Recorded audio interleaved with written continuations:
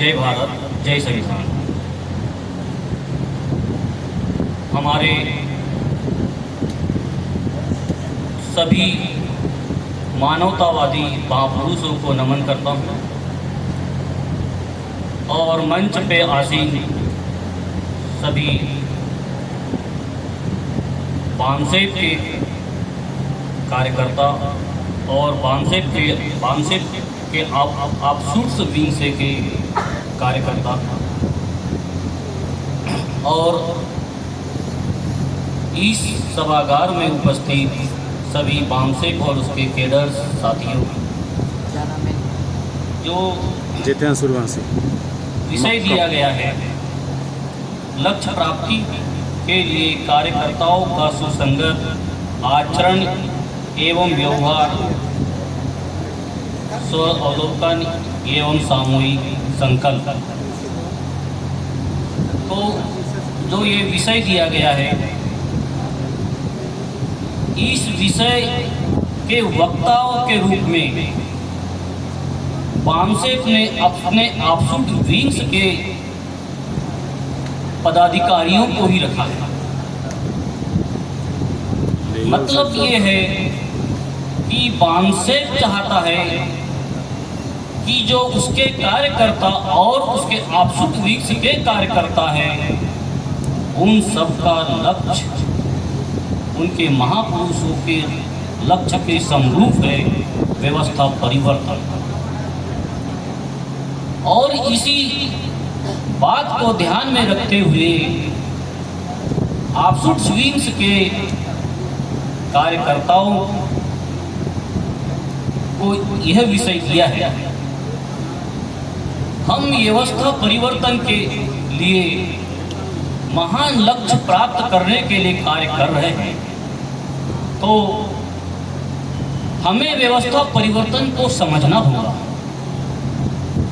क्योंकि वर्तमान में जो व्यवस्था है गैर बराबरी की व्यवस्था है और खाई बहुत ही गहरी है। इस व्यवस्था को परिवर्तन के लिए लक्ष्य भी बड़ा होना चाहिए, महान लक्ष्य चाहिए। महान लक्ष्य बराबरी की व्यवस्था समाज में स्थापित करना है। हमारा जो महान लक्ष्य है समाज में बराबरी की व्यवस्था स्थापित करना है। इसका मतलब ये है कि गैर बराबरी की व्यवस्था अभी समाज में व्याप्त है, अर्थात समाज में स्वतंत्रता, समानता, बंधुता और न्याय स्थापित करना होगा। समता और सामाजिक न्याय तभी स्थापित हो सकता है जब जिसकी जितनी जनसंख्या शासन प्रशासन में उसकी उतनी भागीदारी हो, और यह तभी संभव हो सकता है जब हमारे व्यवहार में, सोच में, आचरण में फूले आम्बेडकरी विचारधारा हो। हम में फूले आम्बेडकरी विचारधारा है या नहीं, इसका अवलोकन करना होगा। हमारी आदत है कि दूसरों का अवलोकन करना, दूसरे के आचरण पर सवाल खड़ा करना, दूसरे के व्यवहार पर सवाल खड़ा करना, ये ब्राह्मणी व्यवस्था की आदतें हम में कूट कूट कर भरी है। इससे हमें निजात पाने की अति आवश्यकता है। हमें महान लक्ष्य प्राप्त करने के लिए कुछ बिंदुओं पर ध्यान देना चाहिए। नंबर 1, खुद की कार्य प्रणाली को देखना होगा कि हमारी कार्य प्रणाली किस प्रकार की है। नंबर 2, सामाजिक अभिसरण की भावना उत्पन्न करना होगा। नंबर 3, संगठन के सिद्धांत और मूल्य के अनुरूप आचरण करना होगा। उदाहरण के तौर पे हम देखते हैं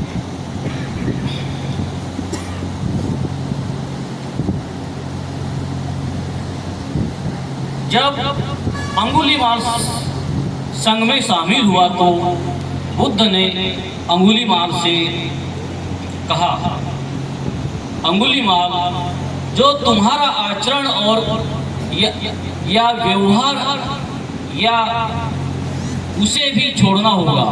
मतलब जो तुम्हारा व्यवहार है, तुम्हारा आचरण है, उसको छोड़ना होगा और बहुजन हिताय बहुजन सुखाय का जो महान लक्ष्य है उसके अनुरूप आचरण को स्वीकार करना होगा।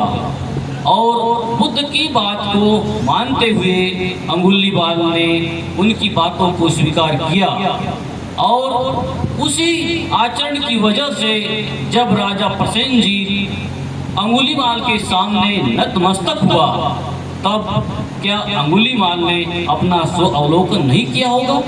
जरूर किया होगा, आकलन किया होगा।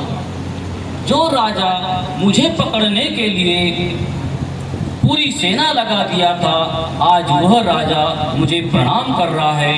अगर हम भी अपना आकलन करेंगे तो समाज में हमें भी सम्मान मिलेगा। इस विषय को विस्तार से समझने के लिए कुछ बिंदुओं पर चर्चा करना होगा, जो इस प्रकार है।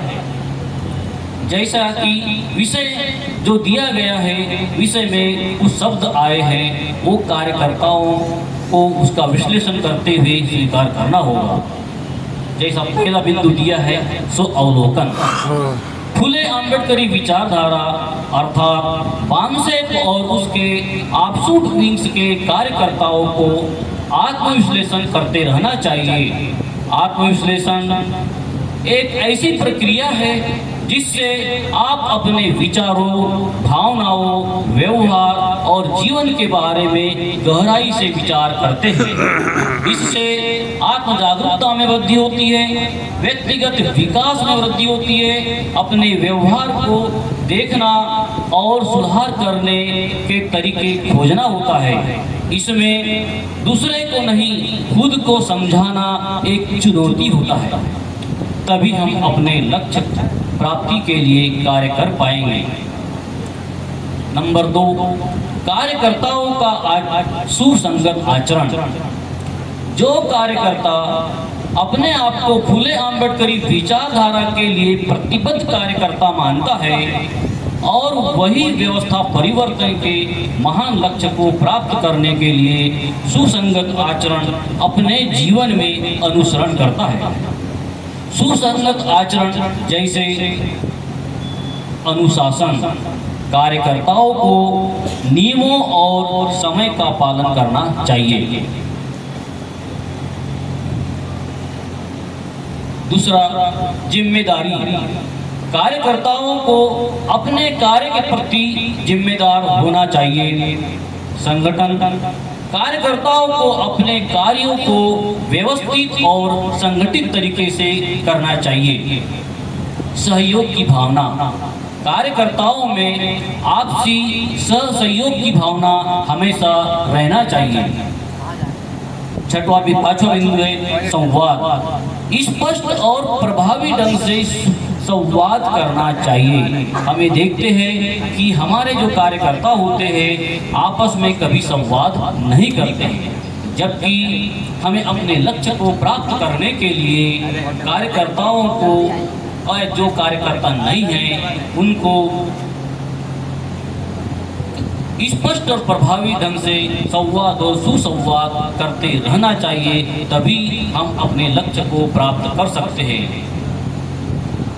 अगला बिंदु है लचीलापन।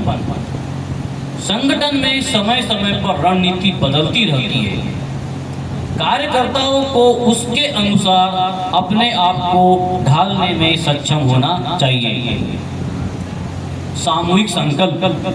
सामूहिक संकल्प एक ऐसी प्रक्रिया है जिसमें एक समूह या टीम के सदस्य एक सामान्य लक्ष्य या उद्देश्य को प्राप्त करने के लिए एक साथ मिलकर काम करते हैं। इससे प्रत्येक सदस्य की भागीदारी और सहयोग की आवश्यकता होती है और सामूहिक निर्णय लेने और समस्याओं का समाधान करने की क्षमता होती है।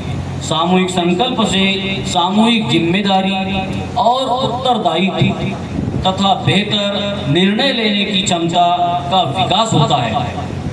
सामूहिक संकल्प खुला और पारदर्शी संवाद होता है, जो लोकतांत्रिक संस्थागत नेतृत्व वाले संगठन के लिए एक महत्वपूर्ण तत्व है। हम लोग फूले आम्बेडकरी विचारधारा को मानने वाले कार्यकर्ता हैं। हमारी गिनती सामान्य कार्यकर्ताओं में नहीं होती है। हमारी स्थिति समाज में गौण है, विशिष्ट है। भारतीय समाज में व्याप्त असमानता, जातिवाद और अन्याय के खिलाफ लड़ने के लिए हम प्रतिबद्ध हैं और अन्याय के खिलाफ लड़ने के लिए प्रतिबद्ध है। व्यक्तिगत स्वतंत्रता और अधिकारों की रक्षा के लिए प्रतिबद्ध है। सरकार और सामाजिक संस्थाओं में सुधार लाने के लिए हम प्रतिबद्ध है। सामाजिक और आर्थिक उत्थान के लिए काम करने के लिए और समाज में समानता और न्याय की स्थापना के लिए हम प्रतिबद्ध है। यह हमारा महान लक्ष्य है।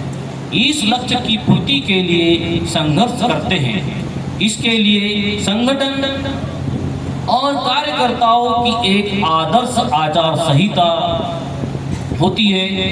पानसेप और उसके आउटसोर्स विंग में देखने को ये आदर्श आचार संहिता हमको मिलती है। सत्यनिष्ठा और ईमानदारी, नैतिकता, जिम्मेदारी, उत्तरदायित्व, न्यायिक चरित्र और सहानुभूति से आदर्श आचार संहिता का पालन करने से कार्यकर्ताओं को अपने लक्ष्य को प्राप्त करने में मदद मिलती है और साथ ही साथ समाज में प्रतिष्ठा और विश्वसनीयता भी बढ़ती है। अंत में मैं सामाजिक अभिसरण पर चर्चा करना चाहूँगा। जैसा कि विषय है सामाजिक, इसमें विषय में सामाजिक अभिसरण की बात आई है, मैत्री की बात आई है। सामाजिक अभिसरण एक राष्ट्र निर्माण का एक सरल रास्ता है। सामाजिक अभिसरण की पहली शर्त यह है कि दुश्मन की दी हुई पहचान को त्यागना, और हमारे पूर्वजों ने यही किया।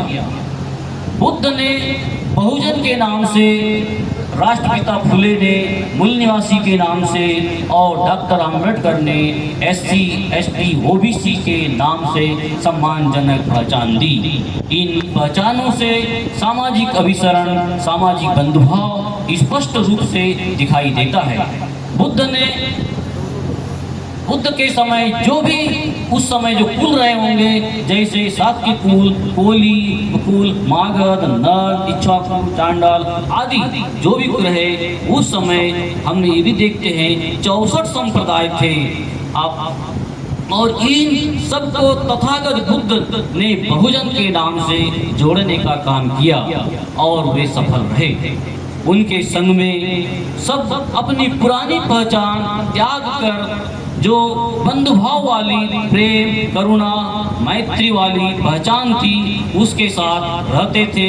तभी तो बुद्ध ने कहा था, बहुजन हिताय बहुजन सुखाय।